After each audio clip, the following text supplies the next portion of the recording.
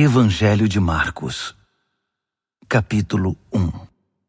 As boas notícias acerca de Jesus Cristo, a mensagem, começam aqui, seguindo ao pé da letra o livro do profeta Isaías.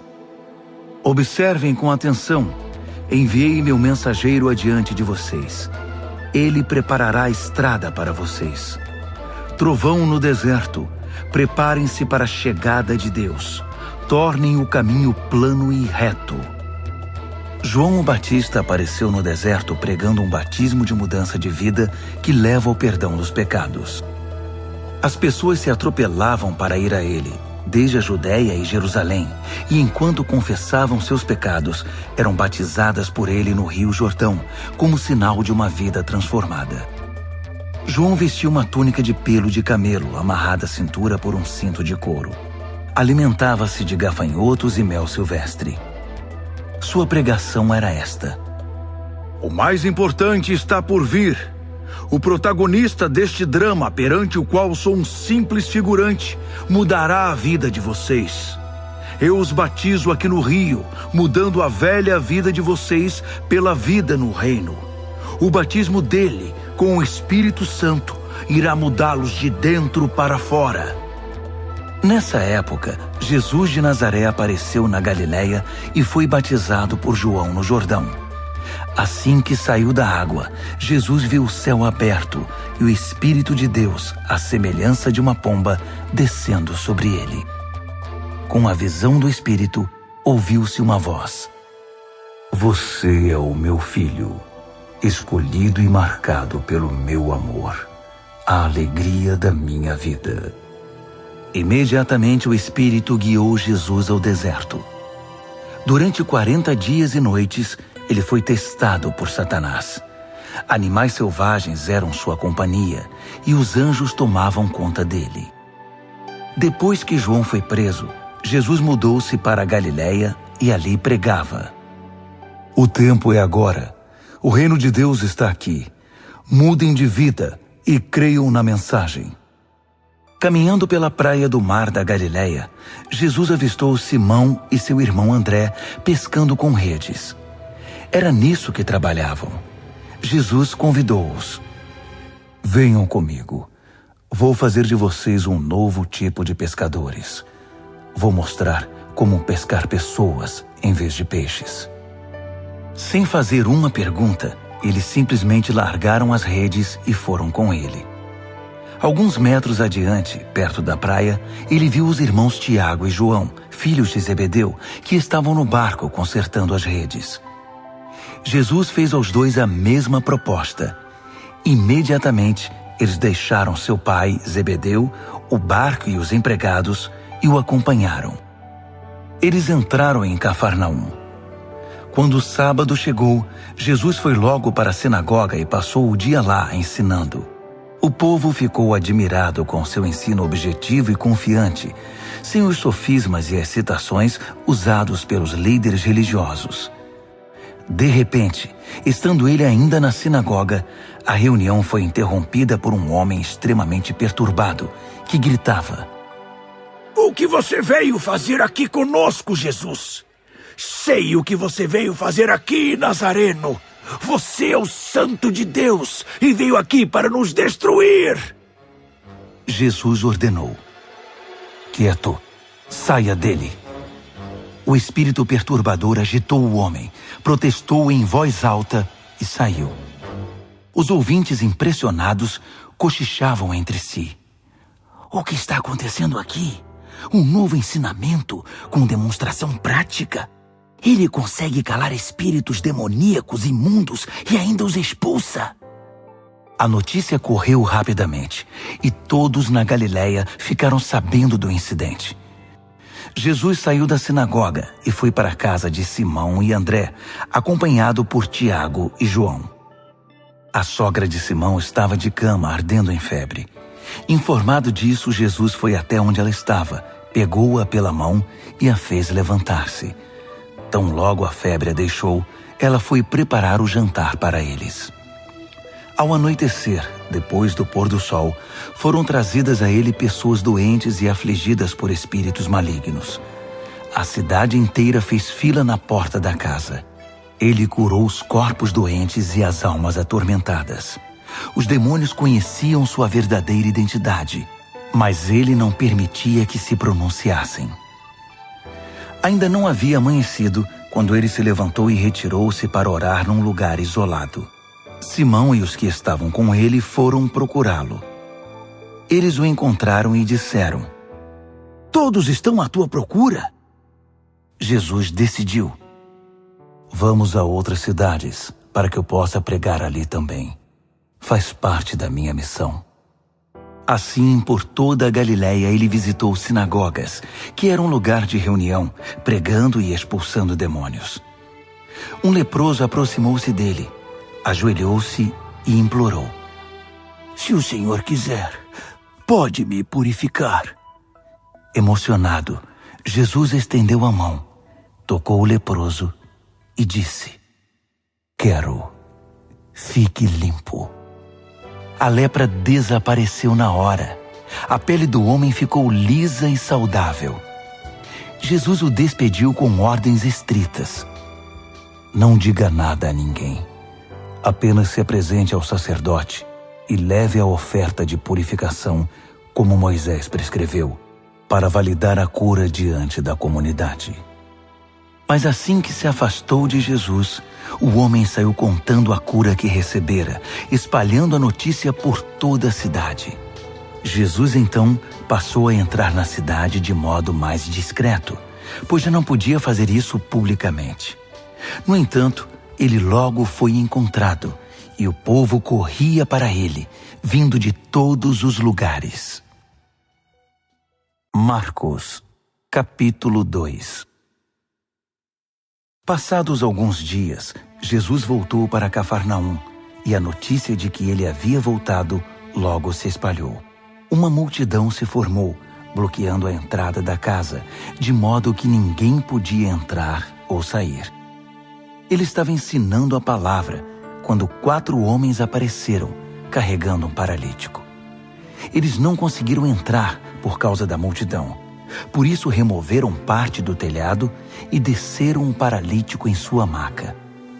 Impressionado com tanta fé, Jesus disse ao paralítico: Filho, eu perdoo os seus pecados. Alguns líderes religiosos que estavam presentes começaram a cochichar entre si: Ele não pode falar assim. Que blasfêmia! Só Deus pode perdoar pecados. Jesus sabia o que eles estavam pensando e perguntou: Por que se mostram céticos? O que acham que é mais fácil? Dizer, eu perdoo os seus pecados, ou levante-se, pegue sua maca e comece a andar? Pois bem, para que fique claro que sou o Filho do Homem e estou autorizado a fazer uma coisa e outra, voltou-se para o paralítico e ordenou: Levante-se, pegue sua maca e vá para casa. E o homem assim fez. Levantou-se, pegou sua maca e saiu andando diante de todos. Eles esfregaram os olhos, custando acreditar no que viam. Mas então louvaram a Deus. Nunca vimos nada igual! Jesus foi uma vez mais caminhar à beira-mar, e de novo uma multidão foi atrás dele para ouvir seu ensino. Caminhando, ele viu Levi, filho de Alfeu, que era cobrador de impostos. Jesus convidou: Venha comigo. Ele se levantou e passou a segui-lo. Mais tarde, Jesus e os discípulos estavam jantando na casa de Levi, e seus convidados eram pessoas de má reputação. Surpreendentemente, alguns deles se tornaram seguidores de Jesus. Os líderes religiosos e os fariseus, vendo Jesus na companhia daquela gente, foram tomar satisfação com os discípulos. Que exemplo ele está dando, andando com essa gente desonesta e essa ralé? Jesus escutou a crítica e reagiu: Quem precisa de médico? Quem é saudável ou quem é doente? Estou aqui para dar atenção aos de fora, não para mimar os da casa que se acham justos. Os discípulos de João e os discípulos dos fariseus tinham o costume de jejuar. Por isso, alguns foram perguntar a Jesus: por que os seguidores de João e os fariseus adotam a disciplina do jejum, mas os seus seguidores não? Jesus respondeu: numa festa de casamento, vocês não economizam no bolo nem no vinho, porque estão festejando. Depois, poderão até precisar economizar, mas não durante a festa. Enquanto o noivo e a noiva estão com vocês, é tudo alegria. Depois que os noivos forem embora, o jejum pode começar. Ninguém joga água fria na fogueira enquanto tem gente em volta. Essa é a vinda do reino. Ele continuou: ninguém corta um cachecol de seda para remendar uma roupa velha. Usa-se um remendo que combine. Ninguém guarda vinho em garrafas rachadas. Num sábado, Jesus atravessava uma plantação de cereal. Enquanto caminhavam, os discípulos descascaram algumas espigas. Os fariseus reclamaram com Jesus: seus discípulos estão quebrando as regras do sábado. Jesus reagiu: é mesmo? Vocês nunca leram o que Davi e seus companheiros fizeram quando estavam com fome? Ele entrou no santuário e comeu o pão fresco do altar na frente do sacerdote principal Abiatar, o pão santo que ninguém podia comer senão os sacerdotes, e o repartiu com os companheiros. Jesus acrescentou: o sábado foi feito para o nosso benefício. Não somos escravos do sábado. O Filho do Homem não é escravo do sábado. É o Senhor dele. Marcos, capítulo 3. Depois disso, ele voltou à sinagoga e estava ali um homem que tinha uma das mãos aleijada. Os fariseus estavam de olho para ver se ele iria curá-lo, quebrando o sábado. Ele disse ao homem da mão aleijada: fique aqui, onde todos possam vê-lo. Então ele perguntou aos presentes: que atitude é coerente com o sábado? Fazer o bem ou o mal?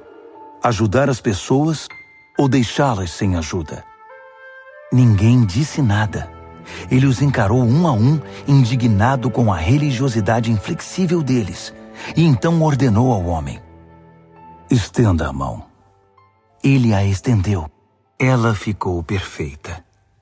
Os fariseus se retiraram imediatamente, discutindo como unir forças com os partidários de Herodes para acabar com Jesus. Jesus partiu com seus discípulos para o mar, só para sair dali. Mas uma multidão imensa foi atrás dele. Gente da Galiléia, da Judéia, de Jerusalém, da Idumeia, da região próxima do Jordão e das vizinhanças de Tiro e Sidom. Um mundaréu de gente desejosa de conhecer ao vivo aquele de quem tanto tinham ouvido falar. Ele recomendou aos discípulos que tivessem um barco preparado. Assim, não seria atropelado pela multidão.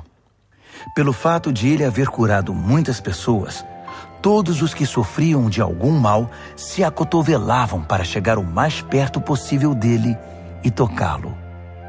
E no caso dos espíritos malignos, quando o reconheciam, caíam e gritavam: você é o Filho de Deus! Mas Jesus não dava atenção a eles. Fazia-os calar, proibindo-os de dizer em público quem ele era. Ele subiu a uma montanha e convidou alguns para o acompanhar. Foram juntos, e ali ele escolheu 12 e os designou apóstolos. Jesus os reuniu para enviá-los a proclamar a palavra. Também lhes daria autoridade para expulsar demônios. Os 12 são: Simão. Jesus mais tarde chamou Pedro, que significa rocha. Tiago, filho de Zebedeu. João, irmão de Tiago. Jesus passou a chamar os irmãos Zebedeu de Boanerges, que significa filhos do trovão. André, Felipe, Bartolomeu, Mateus, Tomé, Tiago, filho de Alfeu, Tadeu, Simão o Zelote, Judas Iscariotes, que o traiu. Jesus foi para casa e, como sempre, uma multidão se formou em volta. Era tanta gente pedindo ajuda que ele não tinha tempo nem para comer. Alguns parentes, informados da situação, foram tirá-lo de lá, até pela força, se necessário. Eles suspeitavam que Jesus estava perdendo o juízo. Os líderes religiosos de Jerusalém espalharam o boato de que ele estava praticando magia negra, fazendo truques diabólicos para impressionar o povo, mostrando poder espiritual. Jesus contestou a calúnia. Faz sentido um demônio lutar contra outro demônio? Satanás expulsaria o próprio Satanás? Uma família que vive brigando se desintegrará. Se Satanás expulsa Satanás, não irá se destruir? Acham que é possível, em plena luz do dia, entrar na casa de um homem forte e acordado e roubar seus bens sem amarrá-lo primeiro? Amarrem-no e então poderão roubá-lo. Faço aqui uma advertência. Não há nada dito ou feito que não possa ser perdoado. Mas se vocês persistirem nas calúnias contra o Espírito Santo de Deus, estarão deliberadamente rejeitando aquele que perdoa, rompendo relações com aquele que os sustenta. Ele fez essa advertência porque era acusado por eles de ter ligação com o maligno. Naquele momento, sua mãe e seus irmãos apareceram. Estando do lado de fora, mandaram um recado, dizendo que queriam falar com ele. Ele estava cercado pela multidão quando recebeu o recado. Sua mãe e seus irmãos estão lá fora à sua procura. Jesus respondeu: Quem vocês acham que são minha mãe e meus irmãos? Olhando ao redor para cada um dos que estavam sentados à sua volta, ele declarou: Estão bem aqui na frente de vocês. Esses são minha mãe e meus irmãos. Mais vale a obediência que laços de sangue. Quem faz a vontade de Deus é meu irmão, irmã e mãe. Marcos, capítulo 4. Ele voltou a ensinar à beira da praia. A multidão que se formou em torno dele era tão grande que ele entrou num barco perto da praia e assentou-se. Jesus usou o barco como púlpito, enquanto o povo se acotovelava perto da água. Ele ensinava por meio de histórias, muitas histórias. Ouçam, o que vocês acham? Um agricultor estava semeando. Enquanto fazia seu trabalho, algumas sementes caíram pelo caminho e aves as comeram. Outras caíram no meio dos pedregulhos.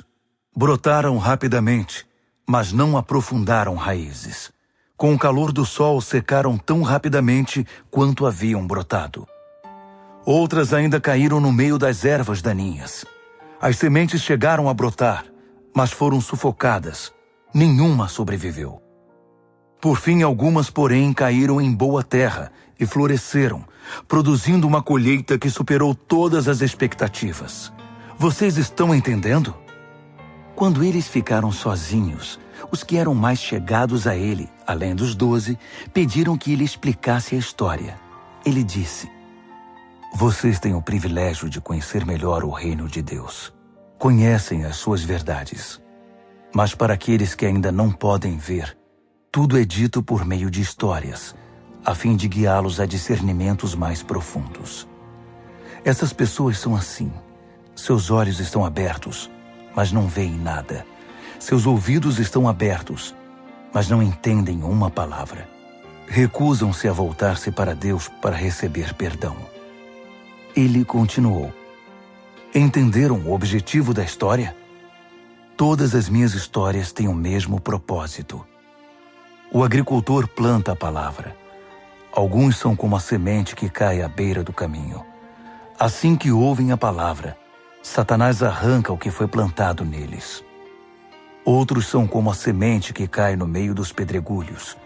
Ouvem a palavra e a recebem com grande entusiasmo. Mas assim como a palavra não cria raízes, a emoção passa ou surge alguma dificuldade, não sobra nada. A semente lançada no meio das ervas daninhas é aquele que ouve a mensagem do reino, mas é vencido pela preocupação e pela ilusão de manter o que tem e de ganhar mais. A mensagem é sufocada e não sobra nada. A semente lançada na terra boa é a pessoa que ouve a palavra e a abraça, e a colheita supera todas as expectativas. Jesus continuou: alguém compra uma lâmpada para pôr debaixo do tanque ou debaixo da cama? O que se faz não é colocá-la numa prateleira? Nós não estamos guardando segredos, nós os estamos revelando. Não estamos escondendo nada, mas tornando público. Vocês estão entendendo? Ouçam bem o que estou dizendo. Fiquem atentos quando algum espertalhão ensinar que vocês podem vencer na vida por vocês mesmos. Dar é o caminho, não ganhar. Generosidade produz generosidade. A avareza empobrece. Então Jesus disse: o reino de Deus é como sementes lançadas num campo por um homem. Ele vai dormir e se esquece do que fez. A semente brota e cresce, mas ele nem imagina como isso ocorre. A terra dá conta de tudo, sem a ajuda dele. Primeiro o caule, depois a espiga e por fim o grão. Quando o grão está maduro, ele o colhe. É o tempo da colheita. Como podemos descrever o reino de Deus? Que ilustração podemos usar? É como a semente de mostarda. É uma das menores sementes, mas uma vez plantada, germina e cresce tanto que os pássaros fazem ninhos em seus ramos e abrigam-se à sua sombra. Com outras histórias semelhantes, ele apresentava sua mensagem ao povo, aplicando as histórias à experiência e compreensão deles. Ele sempre contava uma história. Quando estava sozinho com seus discípulos, explicava tudo, desfazendo o emaranhado. Todos os nós eram desatados. Naquele dia, ao cair da tarde, ele decidiu: vamos para o outro lado do mar. Eles entraram no barco em que ele estava. Outros barcos foram atrás deles. De repente, uma tempestade violenta os envolveu. As ondas invadiam a embarcação, ameaçando afundá-la, enquanto Jesus, com a cabeça sobre um travesseiro, dormia na popa do barco. Os discípulos o acordaram, implorando: mestre, não vais fazer nada! Nós vamos morrer! Jesus acordou e ordenou ao vento que se acalmasse. Ele disse ao mar: quieto, sossegue. O vento virou brisa e o mar ficou em plena calmaria. Jesus repreendeu os discípulos: por que tanto medo? Vocês não têm fé? Eles estavam apavorados e confusos. Afinal, quem é este homem? Se perguntavam. Até o vento e o mar se acalmam quando ele ordena. Marcos, capítulo 5. Eles chegaram ao outro lado do mar, na terra dos Gerazenos. Assim que Jesus saiu do barco, um louco, vítima de demônios, saiu do cemitério e correu para ele. O homem vivia no meio das sepulturas. Ninguém conseguia prendê-lo. Era impossível acorrentá-lo ou amarrá-lo. Ele fora amarrado muitas vezes com cordas e correntes, mas quebrava as correntes e arrebentava as cordas. Ninguém era forte o bastante para subjugá-lo. Noite e dia, vagava entre as tumbas e pelas colinas, gritando e cortando o próprio corpo com pedras pontiagudas. Quando ele viu Jesus, correu na direção dele e curvou-se reverentemente. Depois, rugiu em protesto: o que queres comigo, Jesus, Filho do Deus Altíssimo? Em nome de Deus, não me perturbes. Jesus havia ordenado ao espírito maligno: fora, saia deste homem. Jesus perguntou: diga-me seu nome. Ele respondeu: meu nome é Multidão, pois somos muitos. Em desespero, implorou a Jesus que não o expulsasse daquela região. Uma grande manada de porcos estava pastando numa colina perto dali. Os demônios então suplicaram a Jesus: Manda-nos para os porcos. Permita que vivamos neles. Jesus permitiu. Mas aos porcos aconteceu pior do que ao homem. Enlouquecidos, correram, pularam de um penhasco, caíram no mar e se afogaram. Aterrorizados, os que cuidavam dos porcos saíram em disparada e contaram o incidente na cidade e na região. Todos queriam ver de perto o que havia acontecido. Eles encontraram Jesus e viram um louco assentado, usando roupas decentes e em perfeita saúde, não mais como alguém fora do juízo. Os que haviam presenciado a cena contaram aos outros o que acontecera ao endemoniado e aos porcos. No princípio, os curiosos ficaram impressionados. Depois, ficaram revoltados por causa dos porcos que haviam perdido e imploraram a Jesus que saísse dali e nunca mais voltasse. Jesus estava indo para o barco e o homem que fora liberto dos demônios pediu para acompanhá-lo, mas o mestre não o permitiu. Em vez disso, aconselhou: vá para casa, para seu povo. Conte-lhes o que o mestre, num gesto de misericórdia, fez por você. O homem voltou e, na área das 10 cidades, dava testemunho do que Jesus havia feito por ele. Ele se tornou o assunto da cidade. Após a travessia, uma imensa multidão formou-se à beira-mar. Um dos líderes da sinagoga, chamado Jairo, foi falar com Jesus. Ajoelhou-se diante dele e suplicou: Minha filhinha está à beira da morte. Vem comigo e impõe as mãos sobre ela para que melhore. Jesus foi com ele, e a multidão inteira os acompanhou, apertando-o e empurrando-o. Uma mulher que estava sofrendo de hemorragia havia 12 anos ouviu falar de Jesus. Muitos médicos haviam tratado dela, mas sem sucesso. Levaram todo o seu dinheiro e a deixaram pior que antes. Ela esgueirou-se por trás dele e tocou sua roupa. Ela pensava: basta eu tocar em sua roupa para ficar boa. No momento em que o tocou, a hemorragia parou. Ela pôde sentir a mudança. Sabia que estava livre daquele mal. No mesmo instante, Jesus sentiu que dele saíra poder. Voltou-se para a multidão e perguntou: quem tocou minha roupa? Os discípulos disseram: como assim? A multidão empurra e aperta de todo lado, e o Senhor quer saber quem o tocou? Mas ele insistiu, olhando ao redor para ver quem o tocara.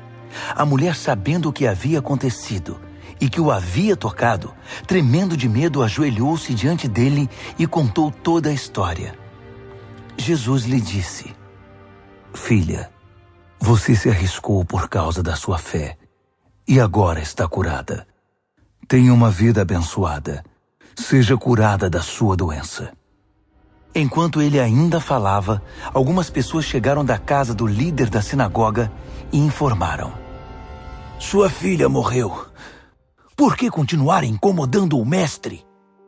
Ouvindo o que diziam, Jesus tranquilizou o homem: não dê atenção a eles. Apenas confie em mim. Ele não permitiu que ninguém fosse com ele, exceto Pedro, Tiago e João. Entraram na casa, abrindo caminho entre os fofoqueiros, sempre ávidos por uma novidade, e pelos vizinhos que haviam trazido comida. Jesus foi ríspido com eles. Por que todo esse falatório e essa choradeira sem sentido? A criança não está morta, está dormindo. As pessoas na casa zombavam dele, achando que ele não sabia o que estava dizendo. Contudo, Jesus dispensou todos eles, chamou o pai e a mãe da criança e seus companheiros e entrou no quarto da menina. Segurando a mão dela, ordenou: Talita, cumi, que significa: menina, levante-se. Ela se levantou e começou a andar. A menina tinha 12 anos de idade. Os pais, obviamente, não continham a alegria, mas Jesus deu ordens estritas para que não contassem nada a ninguém e ordenou: deem a ela alguma coisa para comer. Marcos, capítulo 6.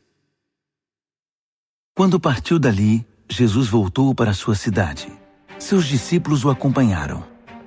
No sábado, ele começou a ensinar na sinagoga. Os ouvintes ficaram impressionados.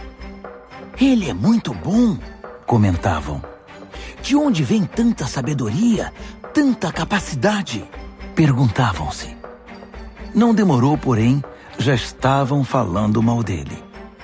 Ora, ele é apenas um carpinteiro, o filho de Maria. Nós o conhecemos desde menino. Conhecemos também seus irmãos, Tiago, José, Judas e Simão, e suas irmãs. Quem ele pensa que é? Mesmo sem conhecê-lo direito, eles o desprezavam. Jesus declarou: um profeta só não é importante em sua terra e em sua família, nas ruas em que brincou quando criança. Jesus não pôde fazer muita coisa ali. Impôs as mãos sobre uns poucos doentes e os curou. Nada mais. Não pôde vencer a resistência deles. Assim, decidiu visitar as outras cidades, ensinando o povo. Jesus convocou os 12 e enviou-os em duplas. Deu-lhes autoridade e poder para enfrentar a oposição maligna, além das seguintes instruções. Não pensem que precisarão de muito equipamento para cumprir a missão. Vocês são o equipamento.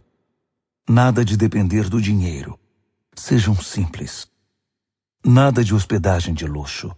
Hospedem-se num lugar simples e contentem-se com isso. Se não forem bem recebidos e se não os ouvirem, retirem-se sem estardalhaço, sem fazer cena. É hora de dar de ombros e continuar o caminho. Então eles partiram.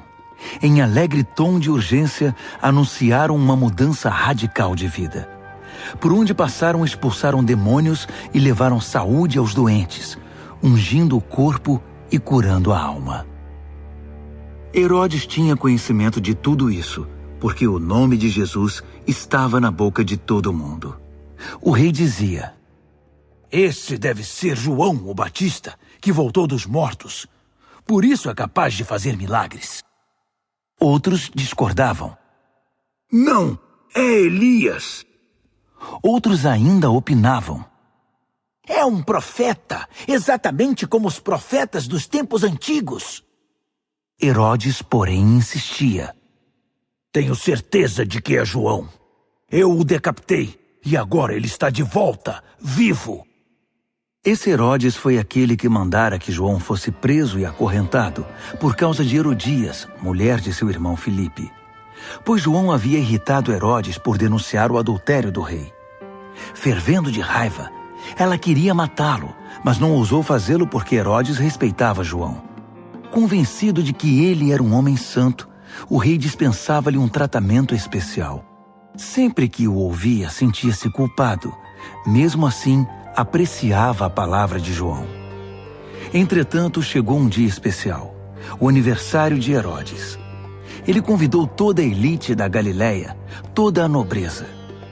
A filha de Herodias entrou no salão do banquete e dançou para os convidados. Ela encantou Herodes e todos os convidados. O rei disse à moça: peça-me qualquer coisa, darei o que você quiser.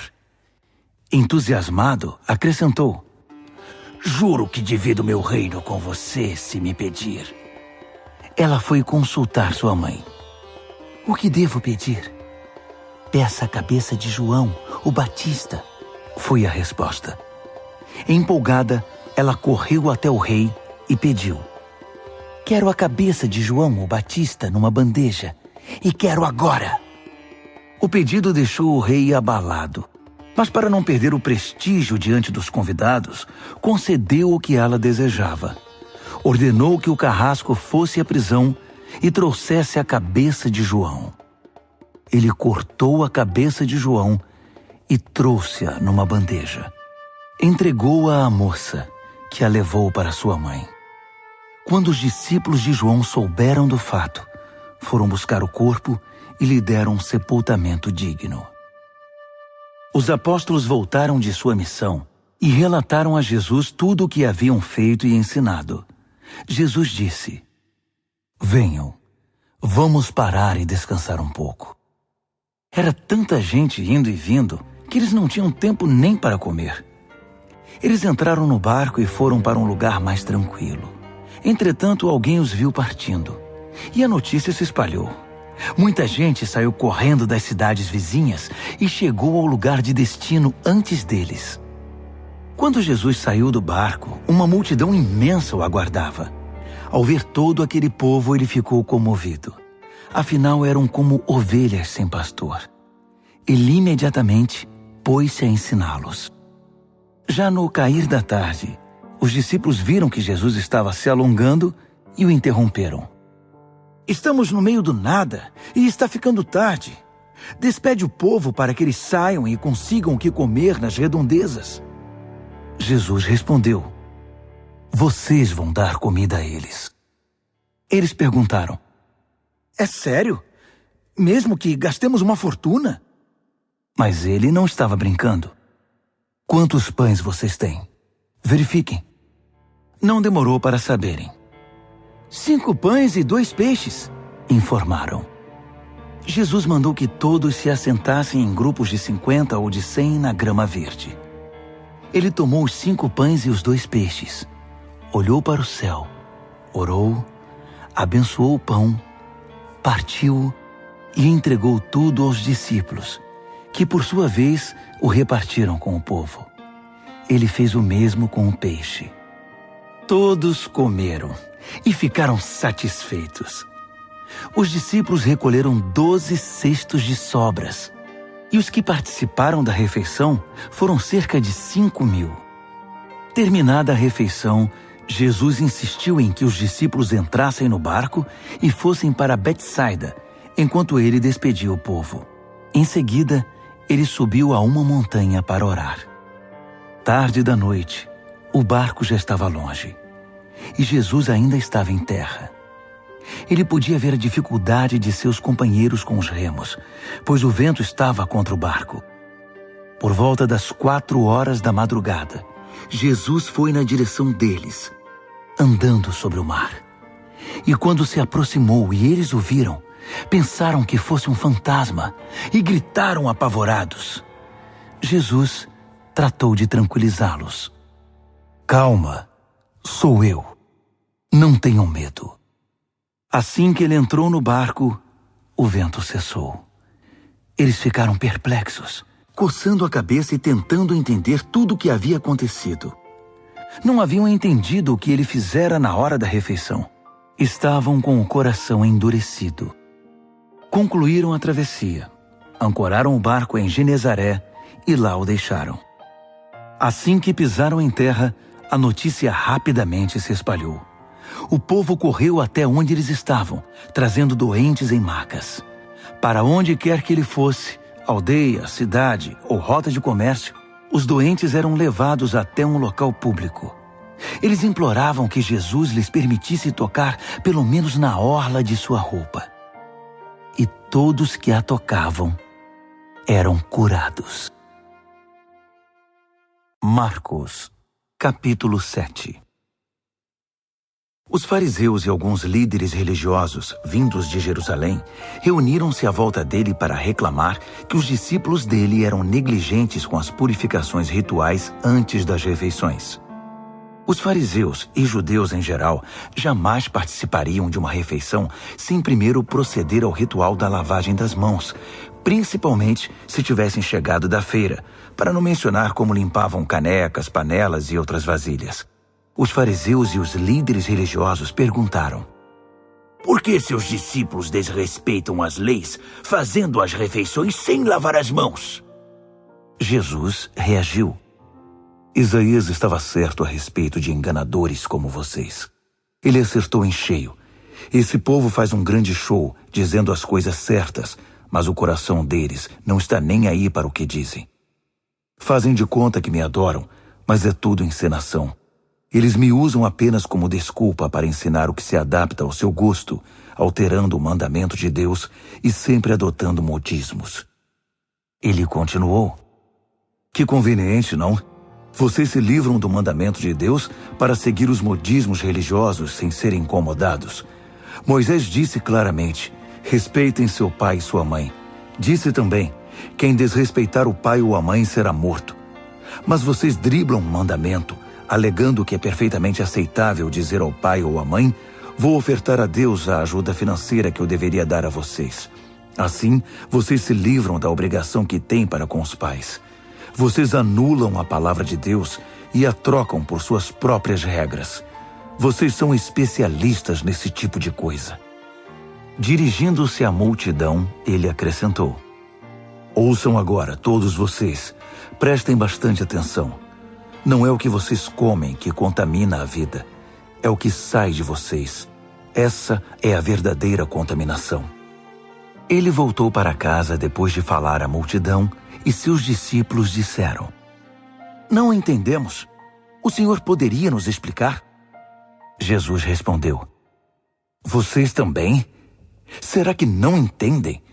Não sabem que o que se come não pode contaminar ninguém? Pois o que se come não vai para o coração, mas para o estômago. É digerido e depois é eliminado. Com isso, Jesus desafiou as minuciosas leis dietéticas dos judeus, afirmando que todos os alimentos podem ser comidos. Ele continuou: o que contamina é o que sai da pessoa. É do coração que vomitamos maus pensamentos, obscenidade, imoralidade, roubo, assassinato, adultério, cobiça, depravação, engano, bebedice, olhar maldoso, calúnia, arrogância, insensatez. Essa é a verdadeira contaminação. Dali, Jesus partiu e foi para os arredores de Tiro. Entrou numa casa para não ser encontrado, mas a notícia de sua chegada se espalhou. Ele estava dentro de casa quando uma mulher, cuja filha era perturbada por um espírito maligno, ficou sabendo de sua presença ali. Ela se ajoelhou aos seus pés, implorando ajuda. A mulher era grega, cirofenícia de nascimento, e pediu que ele curasse sua filha. Ele disse: espere sua vez. Os filhos devem ser alimentados primeiro. Se sobrar alguma coisa, os cães poderão comer. Ela foi rápida. Entendo, mestre, mas os cães não comem das migalhas que os filhos deixam cair? Jesus ficou impressionado. Tem razão. Vá para casa. Sua filha não está mais perturbada. A aflição demoníaca se foi. Ela foi para casa e encontrou a filha tranquila na cama, livre daqueles tormentos. Ele deixou a região de Tiro e voltou para o mar da Galileia, passando por Sidom e pelo distrito das 10 cidades. Algumas pessoas trouxeram um homem que não podia ouvir nem falar e pediram a Jesus que impusesse as mãos sobre ele. Jesus tocou nos ouvidos do homem e passou-lhe um pouco de saliva na língua. Então orou, suspirou profundamente e ordenou: Efatá, abra-se. E assim aconteceu. O homem ouvia e falava perfeitamente. Jesus ordenou que mantivessem o fato em segredo, mas eles, entusiasmados, não paravam de falar no assunto. Diziam: ele faz tudo muito bem. Faz até o surdo ouvir e o mudo falar. Marcos, capítulo 8. Foi na mesma ocasião que Jesus outra vez se viu diante de uma multidão faminta. Ele chamou seus discípulos e disse: Estou com o coração partido por causa desta gente. Há 3 dias estão comigo e não tenho o que comer. Não posso mandá-los embora com fome. Vão acabar desmaiando no caminho. Alguns vieram de muito longe. Os discípulos perguntaram: Mas onde vamos encontrar comida suficiente para todos neste lugar deserto? Jesus perguntou: Quantos pães vocês têm? 7 pães, informaram. Jesus então mandou que o povo se assentasse. Depois de ter dado graças, tomou os 7 pães, partiu-os e entregou-os aos discípulos para que os repartissem com o povo. Havia também alguns peixes. Ele abençoou os peixes e ordenou aos discípulos que os repartissem de igual modo. Todos comeram à vontade, e foram necessários 7 grandes cestos para recolher as sobras. E os que participaram da refeição foram cerca de 4.000. Depois de despedir a multidão, Jesus entrou no barco com os discípulos e foram para Dalmanuta. Quando chegaram, os fariseus vieram pressioná-lo para que ele desse uma prova de quem era. Desafiado, Jesus perguntou: por que esta geração pede um sinal milagroso como garantia? A verdade é que vocês não terão sinal nenhum. Dali ele voltou para o barco e dirigiu-se para o outro lado do mar. Os discípulos, porém, esqueceram-se de levar pão, exceto por um pedaço. Aproveitando a oportunidade, Jesus aconselhou-os: fiquem de olho no fermento dos fariseus e dos partidários de Herodes. Pensando que ele os repreendia por haverem esquecido o pão, começaram a culpar um ao outro. Percebendo o que se passava, Jesus perguntou: por que estão discutindo por haverem esquecido o pão? Não entenderam ainda? Não conseguem perceber? Não se lembram dos 5 pães que demos aos 5.000? Quantos cestos de sobras vocês recolheram? Eles responderam: 12. E dos 7 pães para os 4.000? Quantos cestos de sobras vocês recolheram? 7. Ele perguntou: ainda não entendem? Ao chegarem eles a Betsaida, algumas pessoas trouxeram um cego e pediram a Jesus que o tocasse.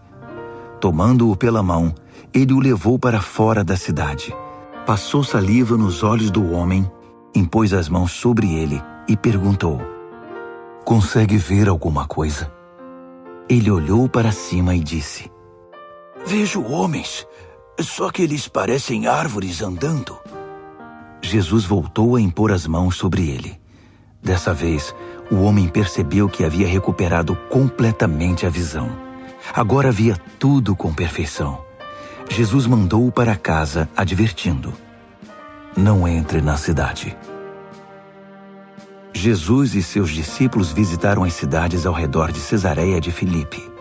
Enquanto caminhavam, ele perguntou: quem o povo diz que eu sou? Eles responderam: alguns pensam que é João o Batista, outros acham que é Elias. Há quem pense que é algum dos profetas. Ele insistiu: e vocês, quem acham que eu sou?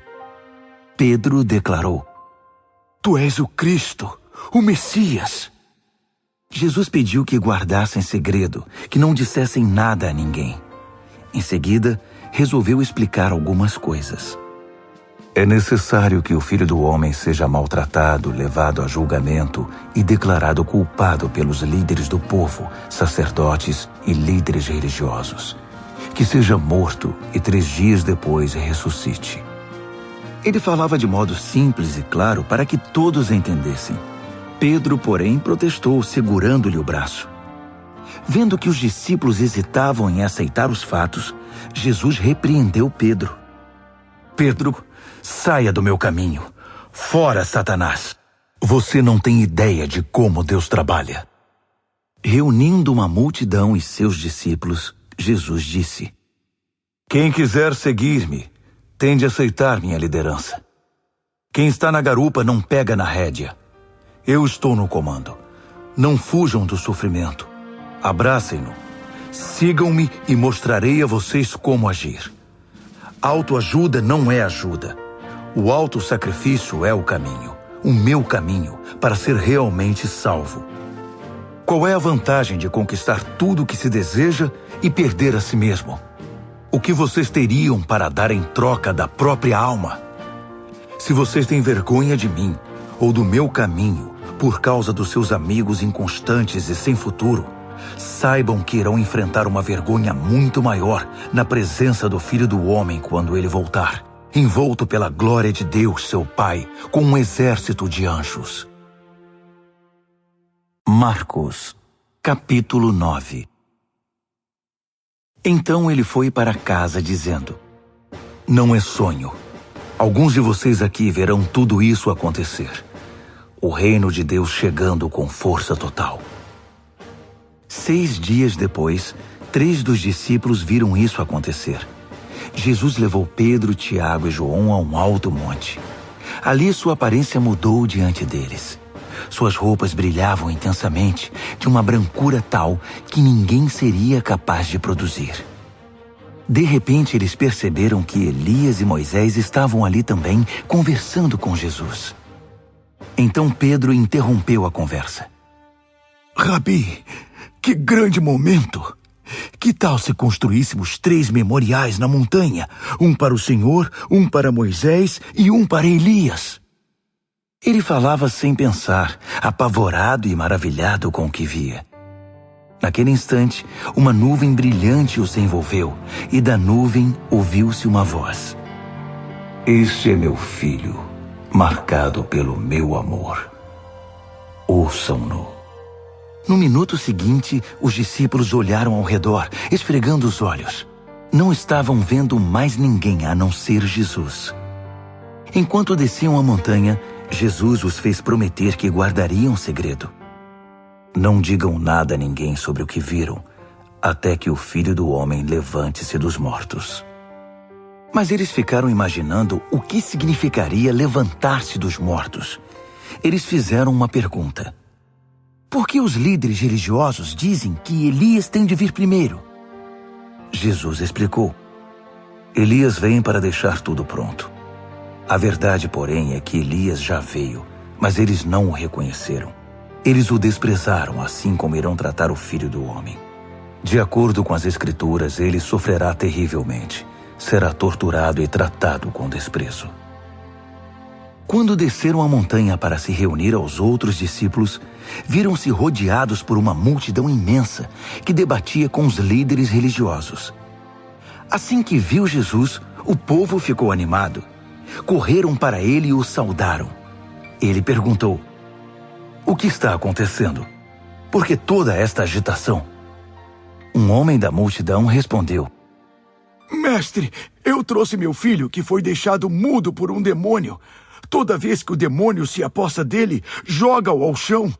O menino baba, range os dentes e fica rígido como uma tábua. Falei com teus discípulos, esperando que o libertassem, mas não puderam. Jesus suspirou inconformado. Mas que geração! Vocês não conhecem Deus. Até quando vou ter de aguentar esse tipo de coisa? Quantas vezes ainda vou ter de passar por isso? Tragam o menino aqui. Eles o trouxeram. Quando o demônio viu Jesus, apossou-se do menino, que ficou babando e se contorcendo no chão. Jesus perguntou ao pai do menino: Há quanto tempo isso acontece? Desde que era pequeno. Muitas vezes o demônio o joga no fogo ou no rio para matá-lo. Se o Senhor puder fazer alguma coisa, tenha misericórdia e nos ajude. Jesus disse: Se eu puder, tudo é possível para quem tem fé. Assim que Jesus disse essas palavras, o pai do menino exclamou: Eu creio, mas me ajude a vencer as minhas dúvidas. Percebendo que a plateia ficava cada vez maior, Jesus deu ordens expressas ao espírito maligno. Espírito mudo e surdo, eu ordeno, sai dele e não volte. Com muito estardalhaço, o espírito saiu. O menino estava pálido como um defunto, de modo que as pessoas começaram a dizer: Ele está morto!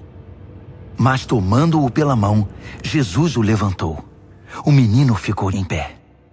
Depois que chegaram a casa, os discípulos perguntaram a Jesus: Por que não podemos expulsar o demônio?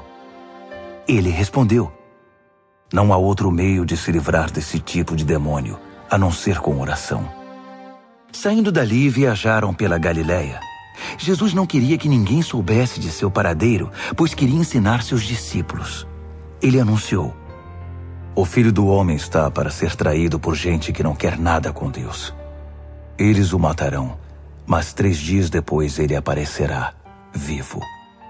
Eles não sabiam do que ele estava falando, mas tinham medo de perguntar. Eles foram para Cafarnaum. Já em casa, ele perguntou: O que vocês discutiam pelo caminho? O silêncio foi constrangedor, porque eles estavam discutindo sobre quem deles era o maior. Ele se assentou, chamou os 12 e disse: Saibam que quem quiser ser o primeiro ficará por último e será servo de todos.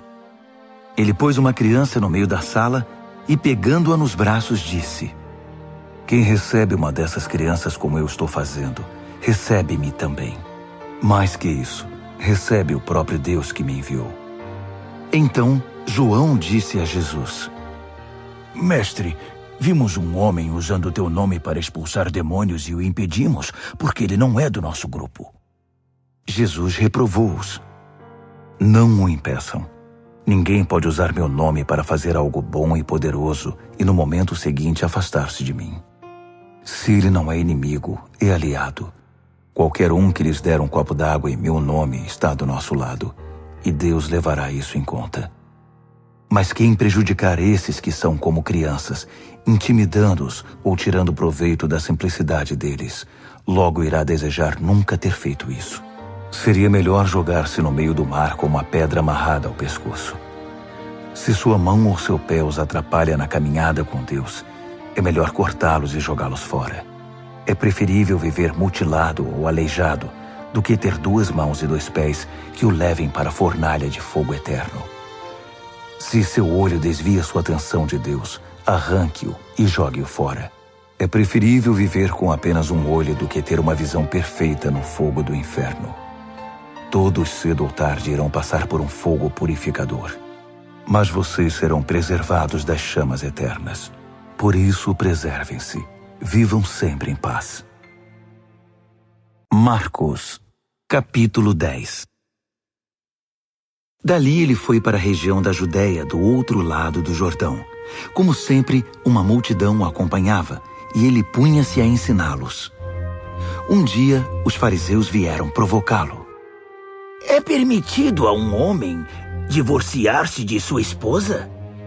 Jesus perguntou: O que Moisés determinou? Eles responderam: Moisés deu permissão que o marido a mandasse embora, dando-lhe uma certidão de divórcio. Jesus disse: Moisés deu esse mandamento apenas como concessão ao coração duro de vocês. Na criação, no plano original, Deus fez e uniu o homem e a mulher.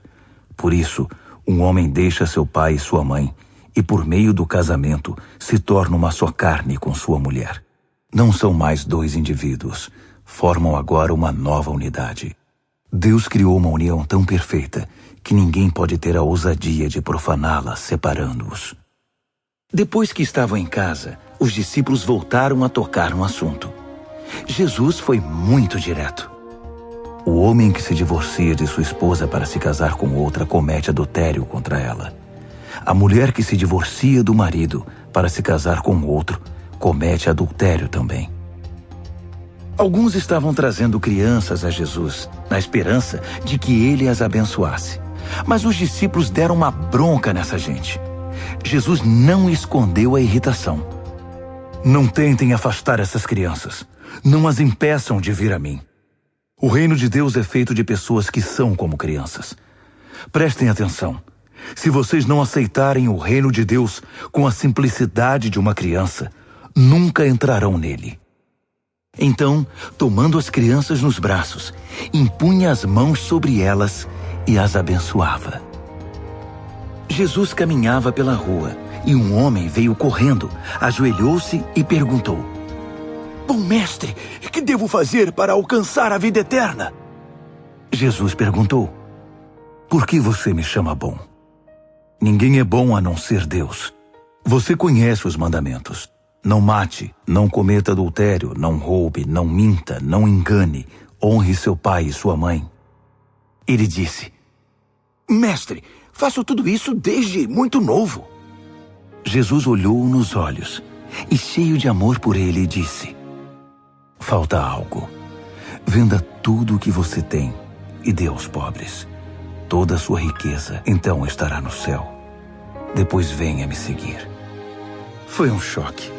Aquela era a última coisa que ele esperava ouvir. Assim, abatido, ele se foi. Sendo muito apegado aos seus bens, não queria abrir mão de tudo. Enquanto observava, Jesus disse aos seus discípulos: Vocês fazem ideia de como é difícil para os ricos entrar no reino de Deus? Os discípulos foram pegos de surpresa, mas Jesus continuou: Vocês não imaginam como é difícil. É mais fácil um camelo passar pelo fundo de uma agulha.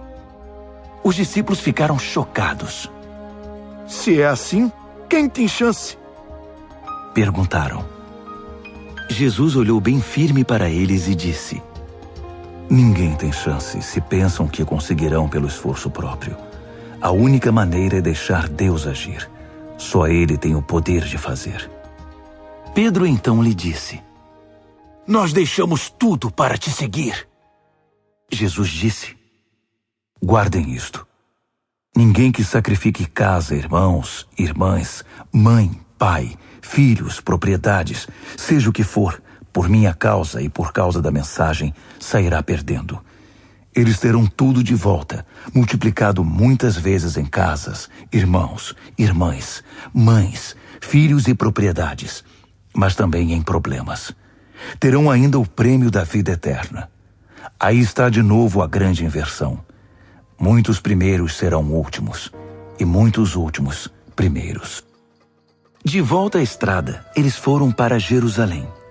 Jesus ia adiante, e eles o seguiam, confusos e um pouco amedrontados. Ele chamou os 12 e disse: Ouçam-me com atenção. Estamos a caminho de Jerusalém. Quando chegarmos lá, o Filho do Homem será entregue aos mestres da lei e aos líderes religiosos. Eles irão condená-lo à morte.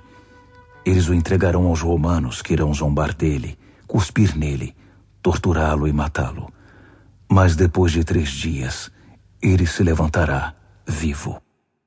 Tiago e João, filhos de Zebedeu, foram falar com Jesus. Mestre, queremos que o Senhor faça algo por nós. Verei se posso fazer. Eles pediram: Permite que tenhamos os lugares de maior honra na tua glória, um à tua direita e outro à esquerda. Jesus disse: Vocês não fazem ideia do que estão pedindo. Vocês são capazes de beber do cálice que estou para beber e de receber o batismo que estou para receber? Sem dúvida, disseram eles. Por que não? Jesus disse: Pensem nisto. Vocês vão mesmo beber o cálice que eu bebo e ser batizados com o meu batismo. Mas quanto aos lugares de honra, não é comigo. Isso já está decidido. Os outros 10 ouviram a conversa e ficaram indignados com Tiago e João.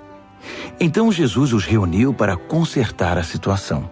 Ele disse: Vocês já devem ter notado como o poder sobe a cabeça dos governantes deste mundo, que logo se tornam tiranos. Vocês não devem agir assim. Quem quiser ser o maior deve se tornar servo. Quem quiser ser o primeiro deve se tornar escravo. É o que o Filho do Homem faz. Ele veio para servir, não para ser servido, e para dar a própria vida para salvar muita gente. Depois de passarem algum tempo em Jericó, Jesus saiu da cidade, seguido pelos discípulos e por uma multidão.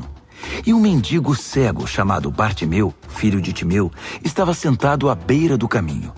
Quando ele soube que Jesus o Nazareno passava por ali, começou a gritar: Filho de Davi! Jesus! Misericórdia! Tem misericórdia de mim! Muitos tentaram fazê-lo calar, mas ele gritava ainda mais alto: Filho de Davi! Tem misericórdia de mim! Jesus parou e ordenou: Tragam-no aqui. Eles foram chamá-lo. Hoje é o seu dia. Ele está chamando você. Levante-se.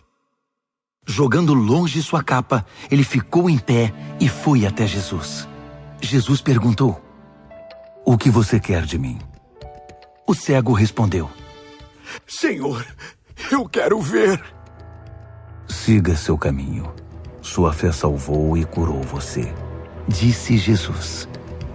No mesmo instante, ele recuperou a visão e seguia Jesus estrada fora.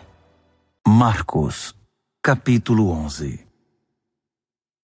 Quando se aproximaram de Jerusalém, à altura de Betfagé e Betânia, perto do Monte das Oliveiras, Jesus enviou 2 discípulos com estas instruções: Vão à aldeia que está adiante. Ali encontrarão um jumentinho amarrado. Ele nunca foi montado. desamarrem-no e tragam-no aqui. Se alguém perguntar o que vocês estão fazendo, digam: o Senhor precisa dele, mas vai devolvê-lo. Eles foram e encontraram um jumentinho numa rua, amarrado a um portão. Eles o desamarraram, mas alguns dos que estavam ali perguntaram: por que estão desamarrando o jumentinho? Os discípulos responderam exatamente como Jesus os instruíra, e não foram mais incomodados. Assim, levaram o jumentinho e puseram suas capas sobre ele, e Jesus o montou. Muitos estendiam seus mantos pela estrada, dando a Jesus uma recepção de rei. Alguns lançavam seus mantos na rua, outros espalhavam ramos que haviam cortado nos campos. Havia muita gente por todo lado gritando: Hosana! Bendito é o que vem em nome de Deus! Bendito o reino do nosso pai Davi que está chegando! Hosana nos altos céus! Ele entrou em Jerusalém e foi para o templo. Parou ali para observar o movimento, mas como era tarde, voltou para Betânia com os 12. No dia seguinte, depois que saíram de Betânia, ele sentiu fome. No caminho avistou uma frondosa figueira. Aproximou-se dela para encontrar figos, mas não achou nada além de folhas. Não era a época de figos. Ele disse à árvore: nunca mais alguém comerá dos seus frutos. E os discípulos ouviram. Chegando a Jerusalém, entraram no templo, e Jesus começou a expulsar todos os que faziam comércio ali. Ele derrubou as mesas dos agiotas e as bancas dos vendedores de pombas. Também não permitiu que ninguém mais passasse carregando cestos pelo recinto sagrado. Ele explicou suas ações com o seguinte texto: minha casa foi designada casa de oração para as nações, mas vocês a transformaram em ponto de encontro de ladrões. Ao tomar conhecimento desses fatos, os principais sacerdotes e os líderes religiosos decidiram que era hora de se livrar dele. Estavam em pânico, porque o povo se mostrava encantado com os seus ensinamentos. À noite, Jesus e seus discípulos deixaram a cidade.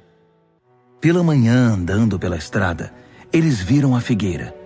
Estava seca até a raiz.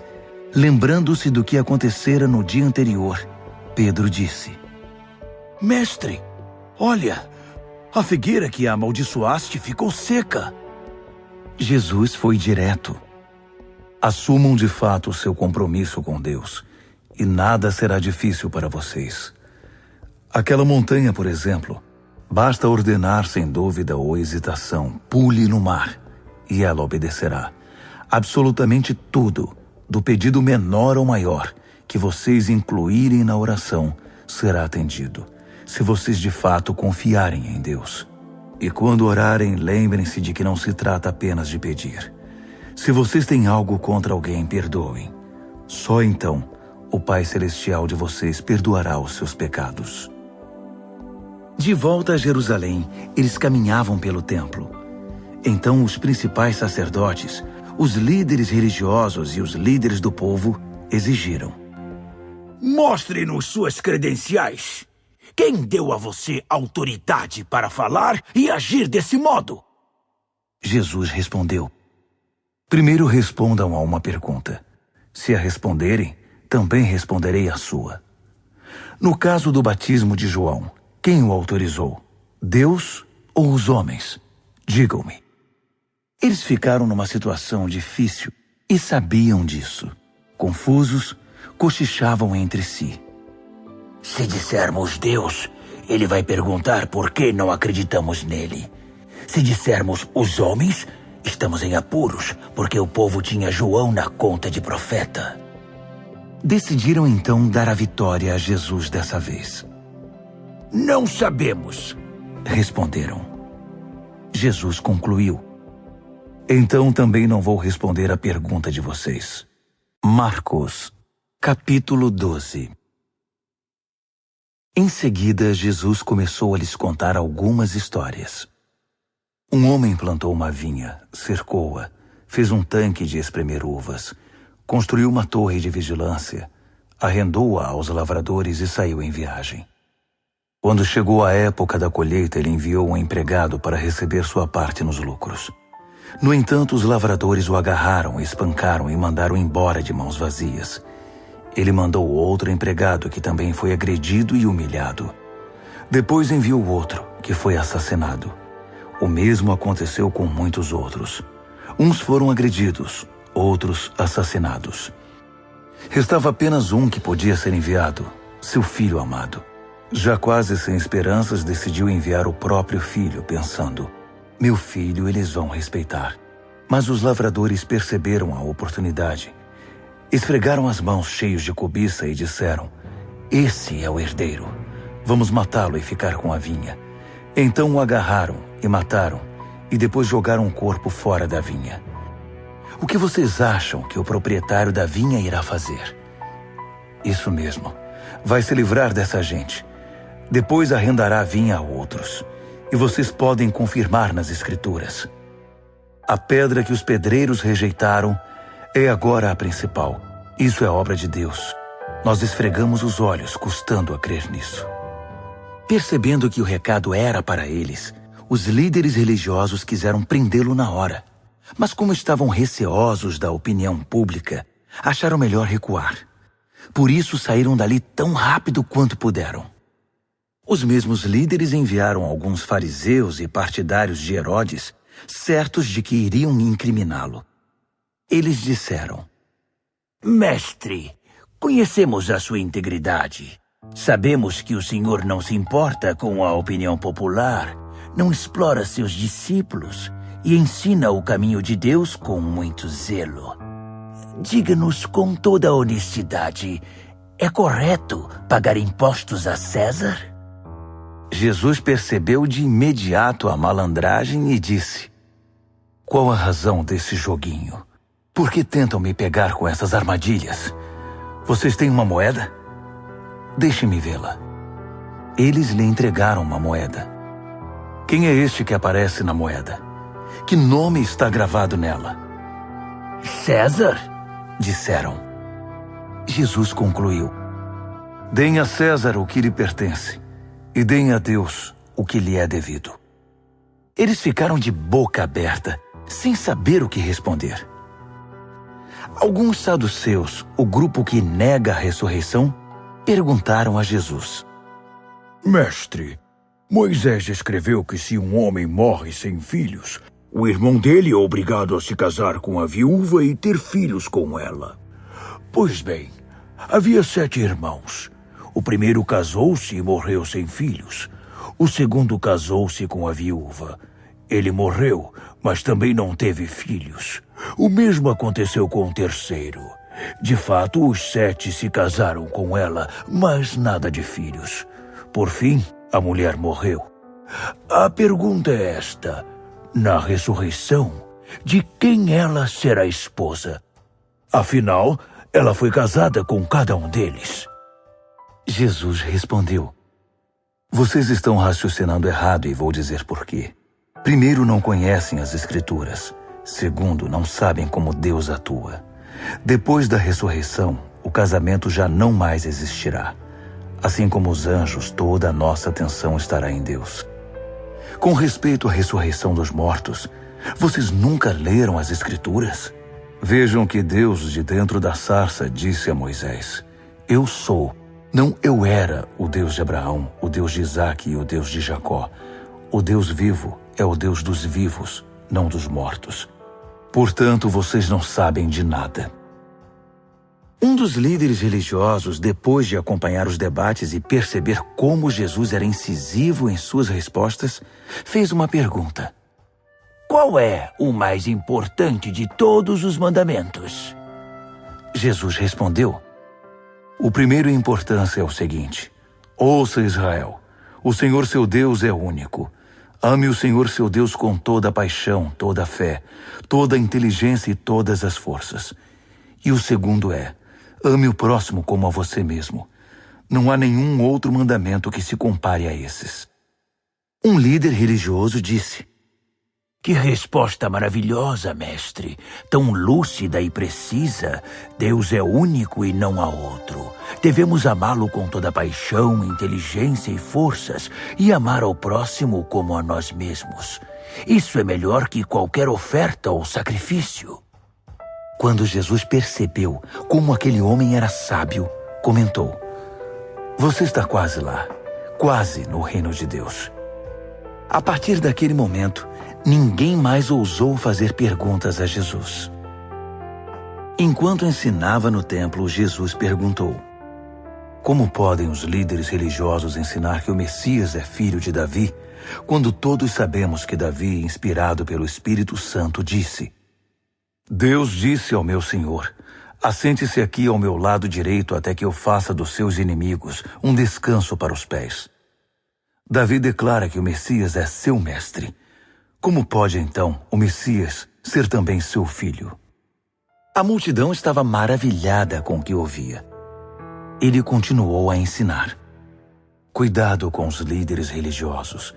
O prazer deles é ostentar títulos acadêmicos, receber elogios publicamente, desfrutar posições de destaque e assentar-se nos lugares principais durante o serviço religioso. Além disso, o tempo todo eles exploram os fracos e indefesos. Quanto mais oram, pior fica a situação deles.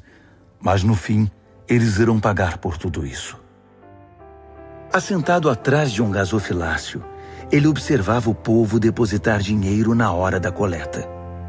Os ricos faziam ofertas voltosas, mas uma viúva pobre aproximou-se e ofertou 2 pequenas moedas, uns míseros centavos. Jesus chamou os discípulos em particular e comentou: A verdade é que essa viúva pobre deu uma oferta maior que a dos demais. Todos os outros deram do que não precisavam. Ela fez uma extravagância, algo que não podia fazer. Deu tudo o que possuía. Marcos, capítulo 13. Jesus saía do templo quando um dos discípulos chamou sua atenção. Mestre, olhe essas pedras, essas construções. Jesus disse: Vocês estão impressionados com essa arquitetura grandiosa? Tudo isso será um monte de ruínas até a última pedra. Mais tarde, enquanto ele estava sentado no Monte das Oliveiras, num local de onde podia avistar o templo, Pedro, Tiago, João e André foram conversar com ele. Quando essas coisas vão acontecer? Que sinal teremos de que tudo caminha para um desfecho? Jesus explicou: Cuidado com os falsos profetas do fim dos tempos. Muitos líderes com identidade falsa alegarão: Eu sou o Messias. Eles vão enganar muita gente. Quando ouvirem falar de guerras e ameaças de guerra, não entrem em pânico. Serão notícias comuns, não um sinal do fim. Haverá cada vez mais guerras entre as nações e conflitos entre os líderes. Em vários lugares haverá terremotos e fome. Mas tudo isso é nada comparado com o que está por vir. Fiquem atentos, pois vocês serão levados aos tribunais, e tudo irá de mal a pior. Vocês serão torturados, e todos perseguirão os que levam o meu nome. Vocês serão postos como sentinelas da verdade. A mensagem tem de ser pregada em todo o mundo. Quando traírem vocês e os levarem aos tribunais, não se preocupem com o que dizer. Quando chegar o momento, digam o que estiver no coração. O Espírito Santo dará testemunho por intermédio de vocês. Haverá irmão matando irmão, pai matando filho, filho matando os pais. Todos odiarão vocês por causa do meu nome. Fiquem firmes. Isso é necessário. Fiquem firmes até o fim. Vocês não ficarão desamparados, pois serão salvos. Estejam preparados para fugir quando virem a besta da profanação, estabelecida onde nunca deveria estar. Quem lê não terá dificuldade de entender o que estou falando. Quando isso acontecer, se vocês estiverem na Judéia naquele tempo, corram para as colinas. Se estiverem trabalhando no quintal, não voltem para buscar nada em casa. Se estiverem no campo, não voltem para buscar agasalho. As grávidas e as que amamentam sofrerão mais. Orem para que isso não aconteça no inverno. Serão dias difíceis. Nada parecido aconteceu desde que Deus fez o mundo, nem depois haverá. Se esses dias de aflição seguissem o curso normal, ninguém suportaria. Mas por causa dos escolhidos de Deus, a aflição será encurtada. Se alguém anunciar, aqui está o Messias, ou apontar, lá está ele, não caiam nessa. Falsos messias e pregadores mentirosos surgirão aos montes. Suas credenciais impressionantes e seus deslumbrantes espetáculos, se possível, iludiriam até os escolhidos de Deus. Fiquem atentos, pois eu os avisei com antecedência. Após aqueles tempos difíceis, o sol perderá o seu brilho, a lua ficará nublada, as estrelas cairão do céu e os poderes cósmicos sofrerão abalo. Então todos irão ver o Filho do Homem chegar em grande estilo. Seu esplendor encherá o céu. Ninguém deixará de ver. Ele enviará seus anjos, que ajuntarão os escolhidos de Deus dos 4 cantos da terra, desde os lugares mais distantes. Aprendam a lição da figueira. Quando percebem que ela começou a florescer e verdejar, vocês sabem que o verão está chegando. O mesmo acontecerá com vocês. Quando virem os sinais, saberão que não demorará muito. Levem isso a sério. Não estou me dirigindo apenas às gerações futuras, mas a vocês também. Esta era continua até que todas essas coisas aconteçam. O céu e a terra vão desaparecer, mas as minhas palavras jamais. Querem saber o dia e a hora? A verdade é que ninguém sabe, nem os anjos do céu, nem mesmo o Filho, só o Pai. Portanto, fiquem atentos, pois vocês não sabem o momento exato. É como um homem que vai viajar e deixa a casa sob a responsabilidade dos empregados, cada qual com uma tarefa, e põe o porteiro para vigiar. Portanto, permaneçam em seu posto, vigiando. Vocês não sabem a que horas o dono da casa vai voltar. De noite, à meia-noite, ao cantar do galo ou pela manhã. Vocês não vão querer que ele apareça sem aviso e os encontre dormindo no posto. Por isso reforço a advertência. Permaneçam em seus postos. Vigiem. Marcos, capítulo 14. Dali a 2 dias começaria a festa da Páscoa, com 8 dias de duração, e a festa dos pães sem fermento. Os principais sacerdotes e líderes religiosos estavam procurando um modo de prender Jesus e matá-lo. Eles concordaram em que não deveriam fazer isso durante a semana da Páscoa. Não queremos iniciar uma guerra, disseram. Jesus estava em Betânia como convidado de Simão, o leproso. Enquanto jantava, uma mulher apareceu com um frasco de perfume muito caro. Abrindo o frasco, ela derramou o perfume sobre a cabeça de Jesus. Alguns convidados ficaram indignados. Que desperdício! Esse perfume poderia ser vendido pelo valor do salário de 1 ano e o dinheiro distribuído entre os pobres. Eles fuzilavam a mulher com os olhos. Jesus, porém, disse: Deixem-na em paz. Por que vocês a incomodam? Ela acaba de fazer algo tão maravilhoso para mim. Os pobres estarão sempre aí, todos os dias, mas eu não. Sempre que quiserem, poderão fazer algo por eles, mas não para mim. Ela fez o que pôde, quando pôde. Ungiu meu corpo para o sepultamento. Tenho certeza de uma coisa.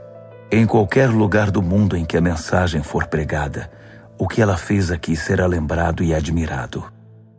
Então Judas Iscariotes, um dos 12, procurou o sacerdote principal, determinado a trair Jesus. Eles mal podiam acreditar no que ouviam e lhe prometeram uma boa recompensa. Ele ficou apenas esperando o momento certo de entregá-lo. No primeiro dia da festa dos pães sem fermento, dia de preparar o sacrifício da Páscoa, os discípulos perguntaram a Jesus: Onde queres que preparemos a ceia da Páscoa? Ele orientou 2 dos discípulos. Vão para a cidade. Um homem com um jarro de água encontrará vocês. Sigam-no. Perguntem ao proprietário da casa em que ele entrar. O mestre quer saber em qual aposento ele poderá comer a ceia da Páscoa com seus discípulos. O homem mostrará a vocês uma sala no 2º andar, espaçosa, limpa e arrumada. Façam ali os preparativos. Os discípulos foram para a cidade e tudo aconteceu como ele lhes dissera. Eles prepararam ali a refeição pascal. Depois do pôr do sol, ele chegou com os 12. Quando estavam à mesa, Jesus disse: Tenho algo difícil, mas importante a dizer. Um de vocês me trairá. Alguém que, neste momento, come comigo. Chocados, começaram a dizer um após o outro: Eu não! Ele respondeu: É um dos 12, alguém que come sempre comigo. O Filho do Homem sofrerá a dor da traição, já prevista nas Escrituras. Até aí nenhuma surpresa. Mas ai do traidor do Filho do Homem. Melhor que ele nunca tivesse nascido. Durante a refeição, depois de tomar o pão e abençoá-lo, Jesus o partiu, deu-o aos discípulos e disse: Tomem, isto é meu corpo. Tomando o cálice e dando graças a Deus, entregou-o a eles também, e todos beberam. Ele disse: Isto é meu sangue, a nova aliança de Deus, derramado em favor de muitos. Não beberei vinho outra vez até o dia em que o beber no reino de Deus. Então eles cantaram um hino e foram para o Monte das Oliveiras. Jesus alertou-os: Por causa do que vai acontecer comigo, vocês irão se dispersar. Isso é para cumprir um texto das Escrituras que diz: Vou ferir o pastor, e as ovelhas ficarão desorientadas. Mas depois que eu ressuscitar, irei adiante de vocês para a Galileia. Mas Pedro, todo afoito, declarou: Ainda que todo mundo fuja, eu não fugirei. Jesus respondeu: Não tenha tanta certeza. Ainda esta noite, antes que o galo cante 2 vezes, você vai me negar 3 vezes. Pedro protestou, falando sem pensar: Ainda que eu tenha de morrer contigo, jamais te negarei. Todos os outros disseram o mesmo. Então eles foram para um jardim chamado Getsêmani. Jesus disse aos discípulos: Fiquem aqui, enquanto vou orar mais adiante. Levando consigo Pedro, Tiago e João, ele mergulhou em grande agonia e declarou: A tristeza que sinto é uma tristeza de morte. Fiquem aqui e vigiem comigo. Indo um pouco mais adiante, prostrou-se no chão e orou: Paizinho, Pai, Tu podes me livrar. Afasta este cálice de mim. Mas, por favor, não seja o que eu quero, mas sim o que Tu queres. Quando voltou aos discípulos, encontrou os 3 dormindo e disse a Pedro: Simão, você veio para dormir? Não pode aguentar nem 1 hora? Fiquem atentos. Orem sempre para que não caiam em tentação antes mesmo de perceber o perigo. Uma parte de você está disposta a fazer qualquer coisa por Deus, mas a outra parte simplesmente não reage. Depois disso, voltou ao seu lugar e fez a mesma oração. Retornando mais uma vez, ele os encontrou dormindo. Eles simplesmente não conseguiam manter os olhos abertos e não tinham nem como se desculpar. Ele voltou pela 3ª vez e disse: Vocês vão dormir a noite toda? Minha hora chegou. O Filho do Homem está prestes a ser traído e entregue nas mãos dos pecadores. Levantem-se. Vamos. O traidor chegou. Ele mal acabou de falar e Judas, do grupo dos 12, apareceu, acompanhado por um bando de maus elementos enviados pelos principais sacerdotes, líderes religiosos e demais líderes. Eles traziam espadas e paus. O traidor havia combinado um sinal com eles. Aquele a quem eu beijar é o procurado. Prendam-no. Não o deixem fugir.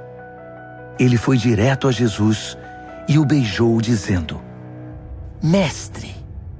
Os homens então o prenderam com muita brutalidade. Mas um dos que estavam com Jesus desembainhou a espada e atacou o servo do sacerdote principal, cortando-lhe a orelha. Mas Jesus reagiu.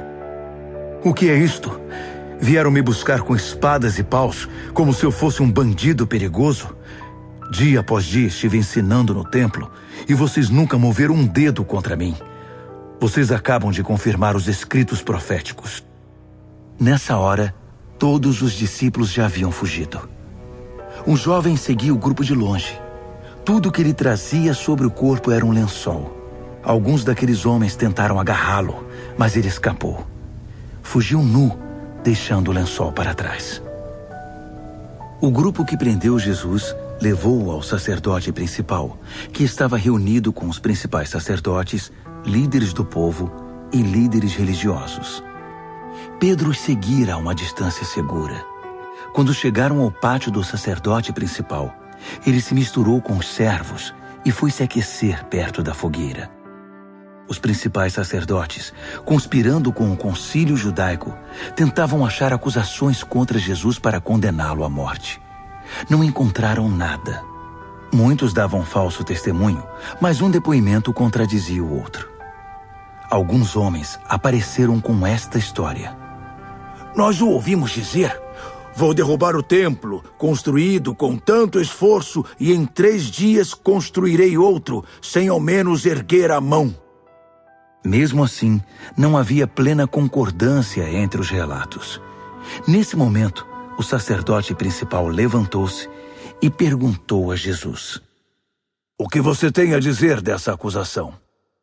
Jesus não deu resposta. O sacerdote principal insistiu, mudando a pergunta. Você é o Messias, o Filho do Deus bendito? Jesus foi direto. Sim, eu sou, e você mesmo verá. O Filho do Homem assentado à direita do Todo-Poderoso, vindo nas nuvens do céu. Nessa hora, o sacerdote principal perdeu a compostura. Rasgando a própria roupa, gritou: Ouviram isso? Acham que precisamos de mais testemunhas? Vocês testemunharam a blasfêmia! Vão deixar que isso fique assim? Por unanimidade, eles o condenaram, e foi sentença de morte. Alguns começaram a cuspir nele. Vendaram-lhe os olhos e batiam nele, provocando. Quem bateu em você? Profetize! Os guardas levaram-no dali, sem interromper o espancamento. Enquanto isso, Pedro estava no pátio. E aconteceu que uma das empregadas do sacerdote principal, vendo Pedro se aquecer ali, olhou para ele e disse: Você estava com Jesus, o Nazareno? Mas ele negou. Não sei do que você está falando. Quando ele passou pelo pórtico, um galo cantou. A moça apontava para ele e dizia aos que estavam por ali: Ele é um deles, tenho certeza. E Pedro negou mais uma vez. Pouco depois, as pessoas ali começaram a insistir. Você tem de ser um deles. Está na cara que você é galileu. Então Pedro ficou muito nervoso e jurou: Nunca vi esse homem de quem vocês estão falando. Na mesma hora, o galo cantou pela segunda vez. Pedro lembrou-se do que Jesus dissera: Antes que o galo cante 2 vezes, você vai me negar 3 vezes. Sem se conter, desabou a chorar.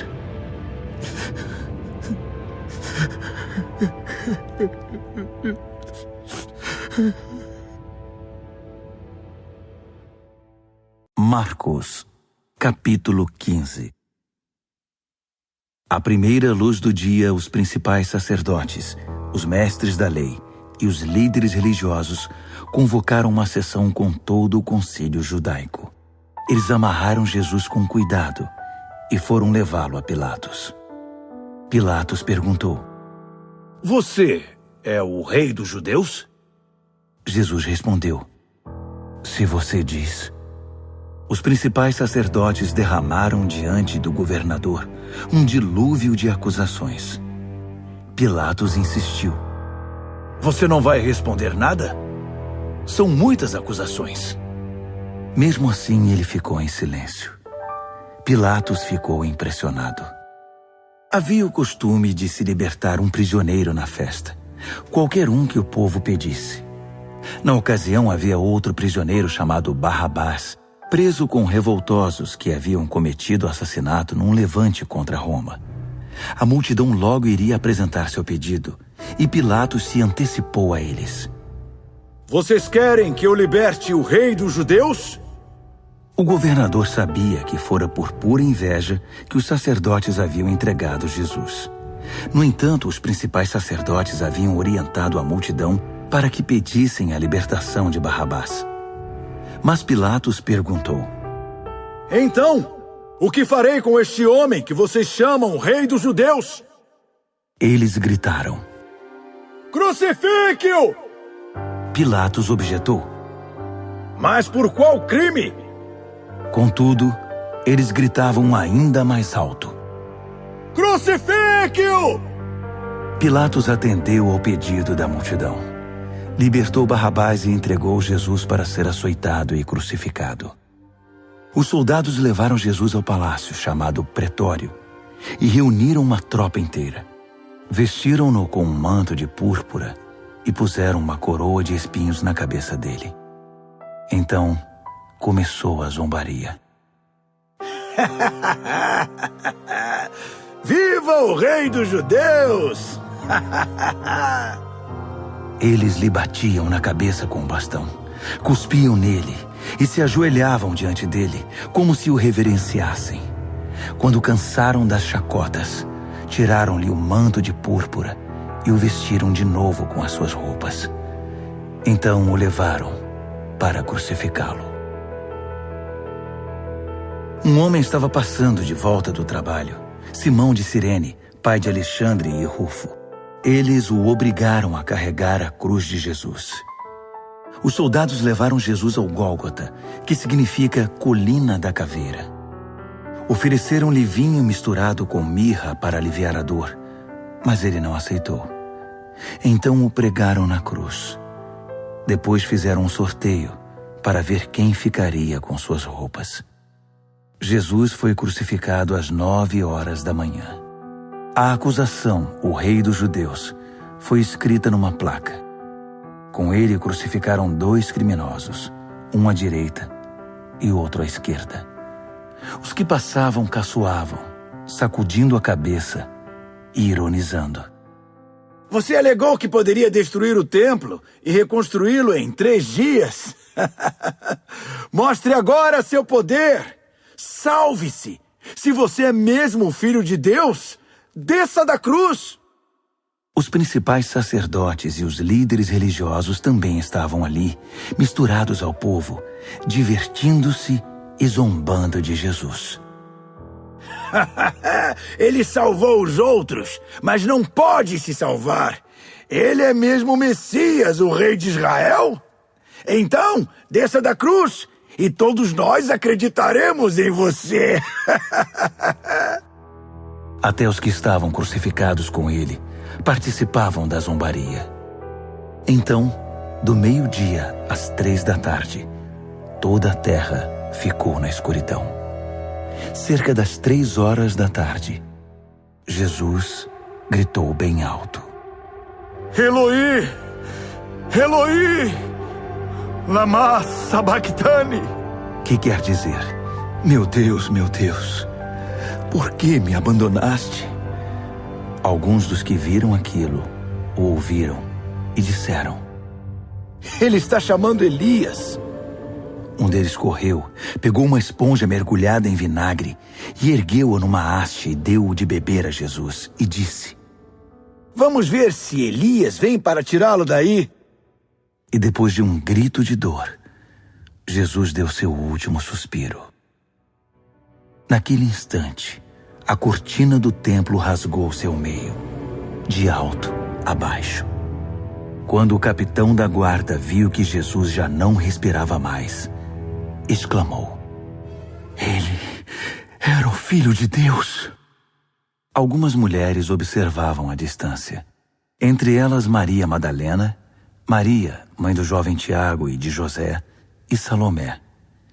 Quando Jesus estava na Galiléia, elas o seguiam e serviam e tinham vindo com ele para Jerusalém.